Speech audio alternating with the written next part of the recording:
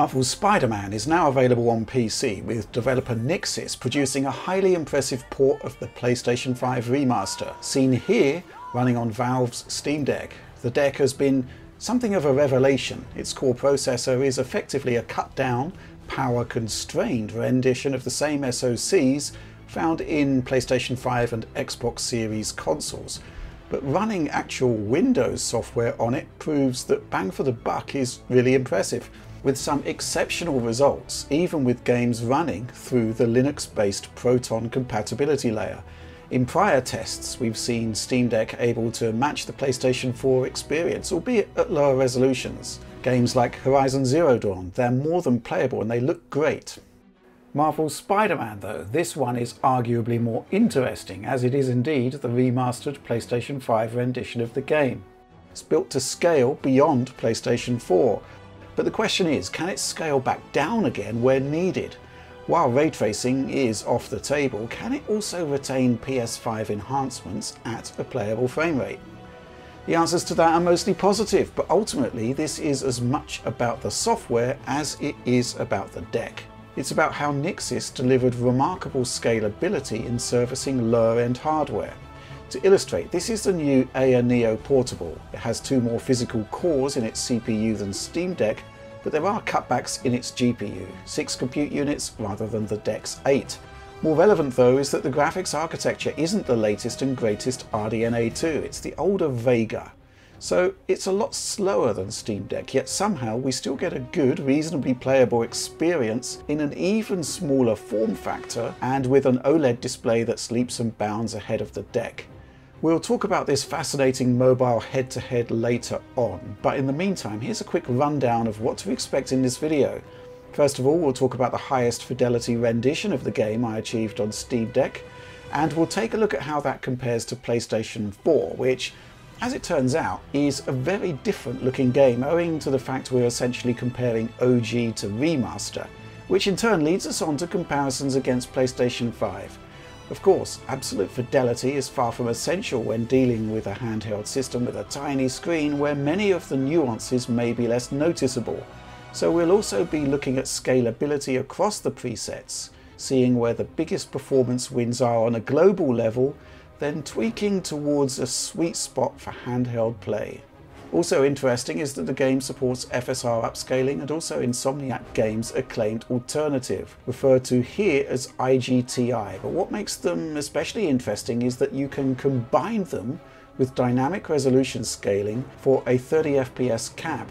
So if the GPU is under too much load, not only will DRS kick in, but it'll upscale back up using one of 2 of the most impressive temporal injection-based upscaling solutions out there, and we shall be comparing them.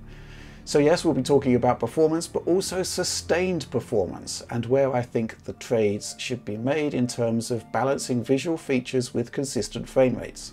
But first of all, let's get the unpleasant business of the 30 FPS cap out of the way. Recently, Steam Deck was updated with the ability to set the display refresh rate to 40 Hz, making 40 FPS a sweet spot for the Valve handheld in AAA games. With the kind of scalability Spider-Man has, 40 FPS should be attainable and sustained, but it is not, and I suspect it is down to the game's heavy CPU load when streaming data. 30 FPS may be like a red rag to a bull to many, but I think it's the best compromise here. To illustrate that, here's some off-screen filming of the deck running at 40 Hz with all settings on very low. You'll note on Game Scope there on the top left that performance isn't locked to 40 FPS, but also notes the green line there. That's frame time. Ideally it should be flat, but here you can literally see the stutter. By kicking in the deck's own system level frame rate limit, you'll get a much more consistent experience, and while it's not perfect, it's far more palatable. Next up, let's talk about recommended settings, where ultimately the power of the deck combined with dynamic resolution scaling allows you to pile on the higher end settings, or else to concentrate on efficiency with fewer reasons for the dynamic resolution scaling system to actually kick in, leading perhaps to a better image overall and certainly improved stability. This benchmark run seeks to gauge scalability from very high to very low in a taxing web swinging segment. This sequence gives us some idea on performance deltas when both CPU and GPU are under stress. We're running at 720p resolution here, by the way, DRS disabled, and dropping from very high to high gets you an extra 9% of performance, which rises to a massive 61% comparing very high to medium. Very high to low, an extra 72% of performance, which rises to 80% comparing very high to very low. But what's clear here is that the sweet spot in terms of settings is the drop from high to medium, a whopping great 47%, with the game still looking good. 47% is a lot of wiggle room to play with if you wanted to push up some of those settings back to high. And yes, we'll be looking at that later on. So first of all, let's target some settings based on the best possible quality at the 30 FPS cap. Battery life be damned. Here I recommend using the high preset as a baseline.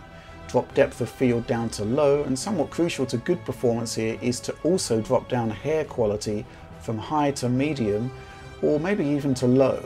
Insomniac's high geometry strand system is just too much for the deck to deal with at the higher quality levels, but as you can see from this head-to-head based on DRS with a 30 FPS cap, essentially the higher the hair setting, the less stability you have. Performance can nosedive with hair on screen, dropping to the teens if two characters are being rendered. This only affects cutscenes really, but I do recommend low overall. Still looks good in this resolution constrained environment. You can also drop traffic and crowd densities down to low if you wish, per Alex's optimized settings. I would also recommend dropping weather particle quality to medium. I would have expected this just to have an impact in areas with snow or rain. However, the 30 FPS cap in this segment is shot with the high setting enabled. We lose all consistency in frame pacing there, as you can see. However, rerunning this segment with the weather setting to medium seems to sort the issue.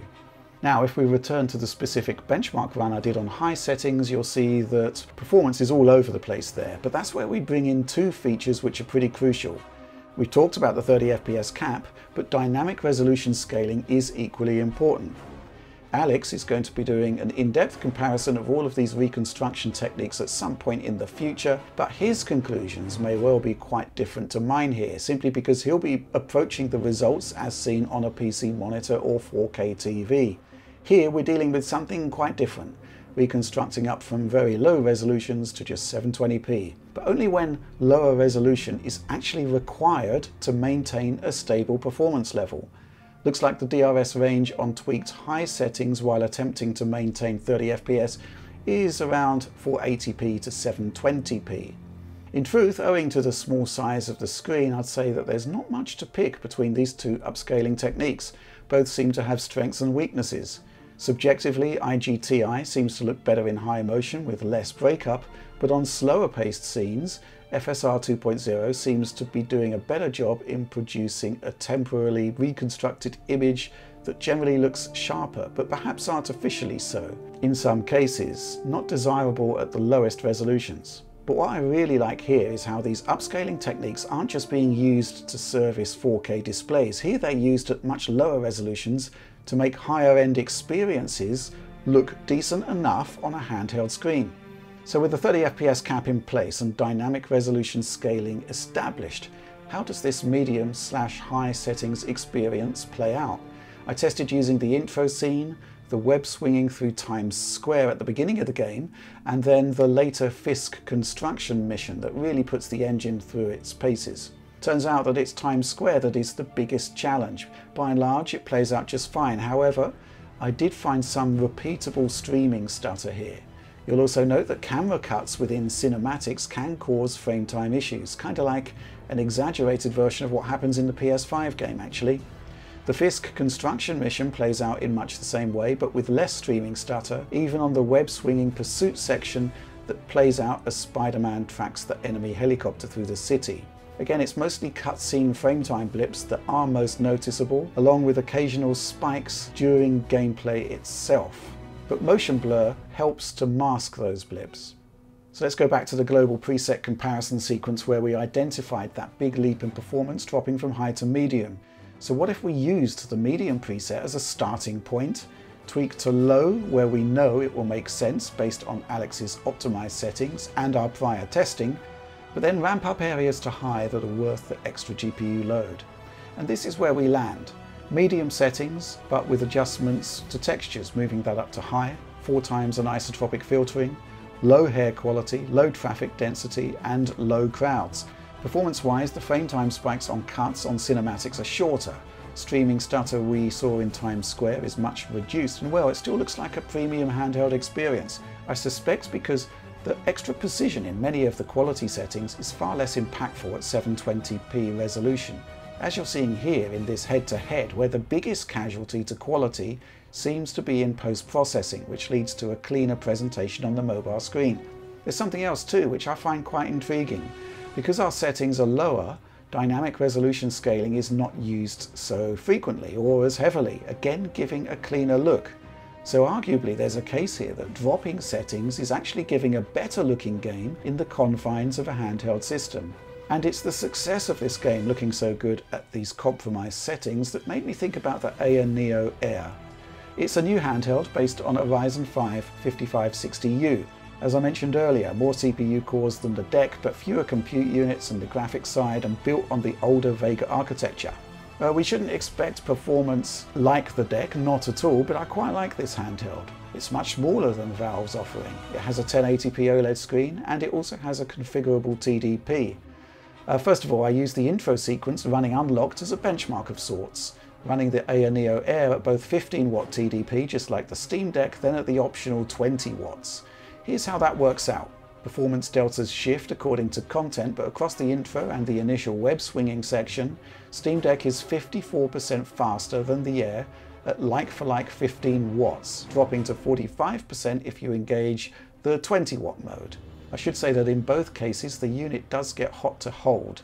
But you know what? It's running Windows 11, so the half refresh FreeSync actually works as a properly frame-paced 30 FPS cap, and using my medium plus settings I get a reasonably good experience.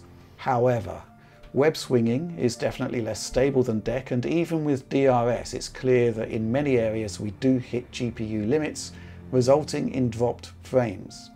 However, that OLED screen really is a winner, and it's also smaller still than Steam Deck's. So dropping to low settings with high textures and 2 times texture filtering, you can still get a good looking experience actually, one that better adheres to the 30 FPS cap.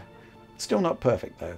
Ultimately what we're seeing here is just how good the RDNA GPU in the deck is compared to prior Vega technology.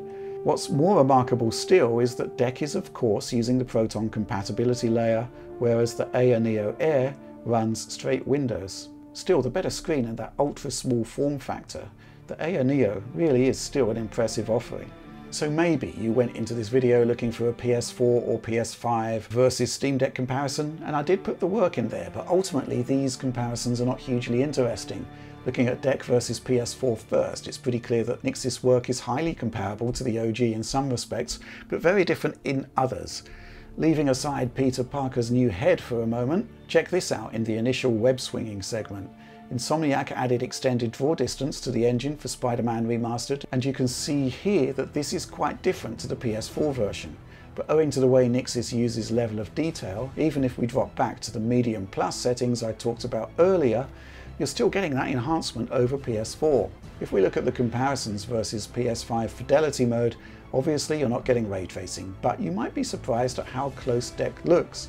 As I mentioned earlier, my contention is that where Insomniac enhanced the game with improved quality settings, maybe it's more noticeable with much higher resolution displays, but at lower pixel counts, Nixis nips and tucks are relatively discreet with only hair quality, post-processing and certain level of detail elements standing out, viewed through the lens of the handheld screen. Interesting stuff perhaps, but ultimately the takeaway is that however scaled back, tweaked medium settings still delivers, and even adjustments to the low preset still look pretty good. So yes, bearing in mind certain limitations, Marvel's Spider-Man Remastered does work well on handheld PC devices, with Steam Deck taking point. But what I think is remarkable here is how well the game holds up as you scale down settings. Quality setting cutbacks being less noticeable on a lower res, smaller screen. There have been reports of some issues with CPU performance scaling on PC desktops, and I do wonder whether further optimizations to come may also improve the Steam Deck's power-constrained low-clock CPU cluster. And yeah, I guess that sets the stage for further testing in the desktop space. now that a final experience is out there for testing.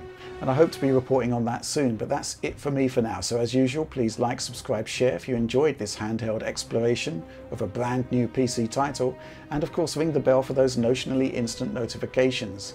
The DF Supporter Program, go there for high quality video downloads of everything we do, including this video, and access to over 5 years worth of content, exclusive behind the scenes materials, early access and much more.